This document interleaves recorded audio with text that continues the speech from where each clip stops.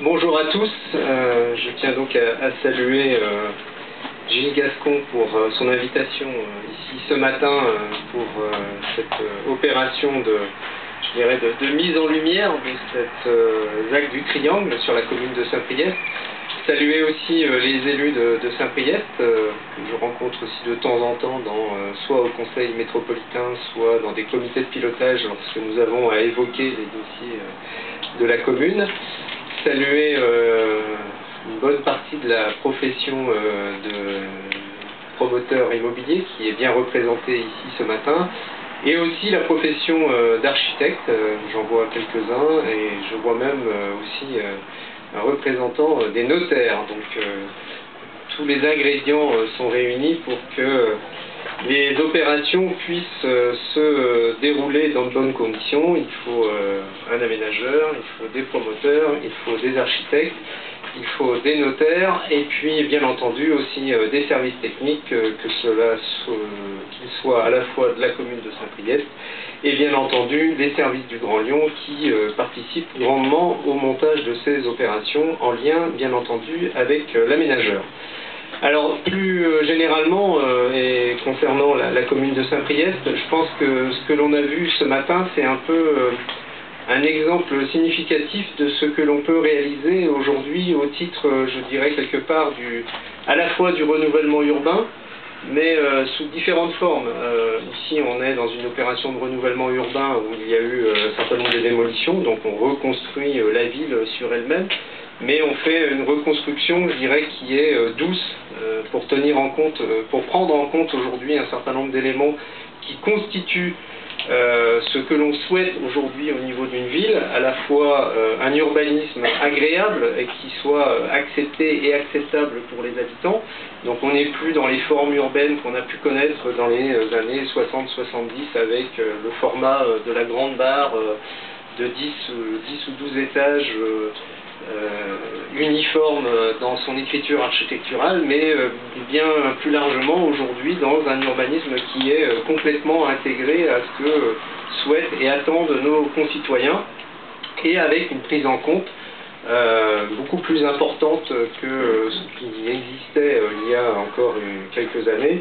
une prise en compte du cadre de vie, par exemple de l'évolution des modes de déplacement, avec, et on le voit ici sur l'aménagement de l'espace public qui a été réalisé, un espace public très qualitatif, mais qui prend en compte justement cette diversité des modes de déplacement, avec une grande part laissée au mode doux. Donc plus largement sur cette ZAC du Triangle, il y a une première phase qui est en cours avec une commercialisation, si je crois ce que l'on m'en en dit, qui se passe plutôt bien parce qu'on a un positionnement, notamment en termes de prix, qui répond bien aux attentes du marché, et c'est aussi une des clés de la réussite de ce type d'opération, et avec d'autres opérations qui sont aujourd'hui en cours de montage, notamment en accession libre, et qui vont être commercialisées très rapidement. Alors il reste une deuxième phase à réaliser qui est en cours aussi de programmation, avec 25 000 m² de surface de plancher, et avec dès l'année 2015 donc les îlots 5F et 5J qui seront lancés et qui représentent quasiment 190 logements. Alors plus largement, tout ceci s'inscrit dans une dynamique immobilière qui existe aujourd'hui au niveau de la métropole. Je pense qu'on a une chance un petit peu extraordinaire aujourd'hui en France. Nous sommes probablement la seule agglomération ou la seule métropole où le marché de l'immobilier se porte bien. Alors à tout cela, il y a plusieurs ingrédients. Il faut tout d'abord bénéficier d'une dynamique démographique, ce qui est le cas aujourd'hui sur la métropole. Il faut aussi bénéficier d'une dynamique en matière de développement économique, et tous les acteurs qui sont concernés par le développement économique sont concentrés sur le développement de l'activité au niveau de Lyon, et je pense que d'une manière générale on s'en tire plutôt pas mal à contrario de ce qui peut se passer aujourd'hui en France. En tout cas, je pense que nous n'avons pas à rougir de notre situation lyonnaise et grand lyonnaise. Donc tout ceci concourt au fait que l'agglomération est attractive, un certain nombre d'habitants rejoignent cette agglomération et donc on a à faire face à un besoin de logement important. Et on le voit dès cette année, hein, en termes de chiffres, et notamment au niveau des réservations. Je pense qu'on sera sur une année qui sera probablement exceptionnelle et supérieure au pic que nous avions connu en 2010, avec probablement, si l'on croit les statistiques et si la courbe des ventes se poursuit au rythme que nous l'avons connu ces derniers mois, nous devrions être à plus de 5500 logements réservés sur l'année 2015 et qui sera un chiffre que nous n'avions jusqu'à présent jamais atteint à l'échelle métropolitaine. Donc tout ceci montre que nous avons une dynamique immobilière à l'échelle de la métropole et que cette dynamique immobilière, elle se retrouve à la fois sur le centre, sur Lyon, sur Villeurbanne, mais aussi sur un certain nombre de communes qui développent aujourd'hui des opérations qui participent de cette dynamique immobilière, à la fois par des opérations de ZAC, comme ici sur Saint-Priest, mais aussi d'autres opérations en diffus, et notamment sur la première couronne lyonnaise. Donc, vous faisiez appel tout à l'heure, monsieur le maire, au pragmatisme. Je pense qu'au niveau de la métropole, nous sommes dotés de pragmatisme et c'est probablement notre ligne de conduite et notre marque de fabrique en la matière. C'est essayer de faire en sorte que nous puissions nous adapter à chaque fois aux circonstances à la fois du marché, aux circonstances des territoires, aux circonstances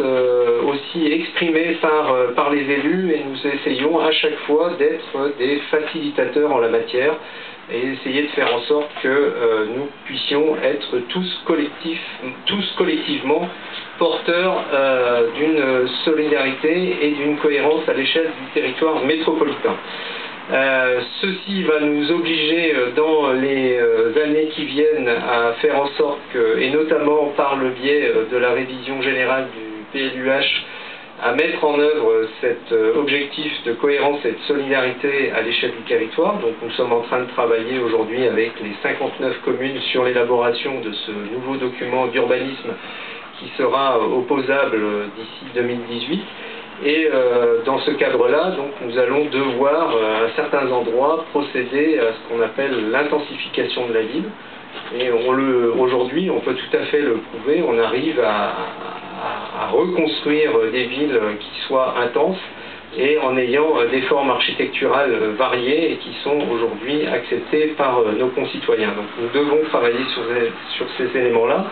pour une bonne et simple raison. C'est que d'ici 2030,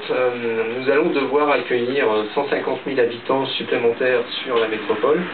et que ces 150 000 habitants, il faudra que nous soyons en mesure de leur proposer des solutions en matière de logement. Donc vous le voyez, il y a encore un gros travail à fournir, à la fois pour les aménageurs, pour la métropole, pour les communes, pour les promoteurs, pour les architectes. Et en tout cas, nous avons devant nous de belles perspectives, en tout cas pour les années qui viennent. Et si l'on en croit aujourd'hui, notamment, et si l'on regarde les chiffres, on voit que notre stock de logements disponibles est plutôt à la baisse, donc il va falloir rapidement le reconstituer, donc lancer un certain nombre d'opérations dans les mois et années qui viennent. En tout cas, ces opérations d'aménagement et notamment ces zones d'aménagement concerté représentent aujourd'hui 20% de la production de logements à l'échelle de la métropole, mais à l'échelle par exemple d'une ville comme Lyon ou Villeurbanne, si on regarde plus spécifiquement le centre de la métropole, c'est encore bien plus important et donc il est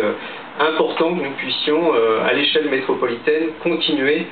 à développer ce type d'opération et en même temps, par ce type d'opération, nous contribuons aussi à une production diversifiée de logements et au travers de ce type d'opération, donc nous arrivons à réaliser je dirais, l'ensemble des produits logements dont nous avons besoin aujourd'hui, à la fois le locatif conventionné, l'accession à la propriété, l'accession sociale à la propriété, l'accession à prix maîtrisé et un certain nombre d'autres produits complémentaires plus spécifiques, soit pour les étudiants, soit pour les personnes âgées. Donc, ce que nous allons mettre en œuvre dans ce mandat, c'est la poursuite de l'usage de ces outils, à la fois donc au travers des opérations de ZAC, et puis un peu plus largement en développant un certain nombre de nouveaux outils, comme les projets urbains partenariaux. Nous en avons déjà quelques-uns dans les tuyaux qui sont, je dirais, actifs aujourd'hui sur la métropole, mais dans le cadre de la mise en œuvre de la programmation pluriannuelle des investissements, nous avons prévu 14 PUP supplémentaires à l'échelle de la métropole, et donc ce qui contribuera aussi avec ce type d'outils à produire les logements dont nous avons besoin, et en faisant à chaque fois œuvre de pragmatisme, parce que au travers de ces outils, c'est aussi, je dirais, quelque part une des recettes de la réussite lyonnaise. Nous réussissons à faire travailler de façon partenariale l'ensemble des acteurs sur des projets urbains, et nous arrivons aussi par ce biais-là à concentrer les financements, qu'ils soient publics et privés, au profit de l'intérêt général, au profit du plus grand nombre de nos concitoyens. Et donc nous allons continuer dans cette voie-là, et ce que nous avons pu voir ce matin est un parfait exemple du travail partenarial qui peut exister entre les collectivités, qu'elles soient communes ou métropoles, en lien avec les aménageurs, les bailleurs, les promoteurs, les architectes, et tout ceci concourt à la production d'une ville de qualité, et c'est ce que nous souhaitons continuer dans les années qui viennent. Merci.